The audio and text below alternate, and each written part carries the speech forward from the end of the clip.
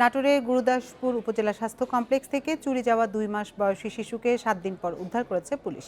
এই ঘটনায় একজনকে গ্রেপ্তার করা হয়েছে। সকালে গুরুদাসপুর থানায় এক সংবাদ সম্মেলনে পুলিশ সুপার লিটন কুমার সাহা জানান, স্বাস্থ্য কমপ্লেক্সের সিসিটিভি ক্যামেরার ফুটেজ বিশ্লেষণ এবং চেকপোস্ট সহ বিভিন্ন স্থানে অভিযান চালায় পুলিশ। এক পর্যায়ে নাটোরের বড়াইগ্রাম উপজেলার তিরৈল গ্রামের একটি বাড়ি থেকে শিশুটিকে উদ্ধার করা হয়। শিশু চুরির অপরাধে গ্রেপ্তার করা হয় শাকিলা নামের এক নারীকে। গত 23 ডিসেম্বর সকালে শিশু তাইবাকে নিয়ে গুরুদাসপুর স্বাস্থ্য কমপ্লেক্সে ডাক্তার দেখাতে যান মা সীমা খাতুন। এ সময় বহির্বিভাগে লম্বা লাইন থাকায় অচেনা এক নারী সাহায্য করতে চাইলে তার কোলেই তাইবাকে দিয়ে ডাক্তার দেখাতে যান মা।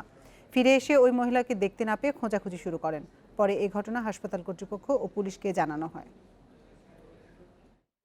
নাটোরের বিভিন্ন থানাতে আমরা অভিযান পরিচালনা করেছি।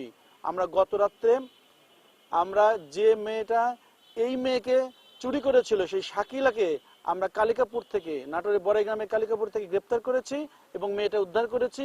পুলিশের অনেক ধন্যবাদ এবং বড় স্যারকে আমি অনেক ধন্যবাদ দিই যে তাদের কারণে আমার বাচ্চাটা আমার কোলে ফিরে দিয়েছে। আমি খুব সন্তুষ্ট।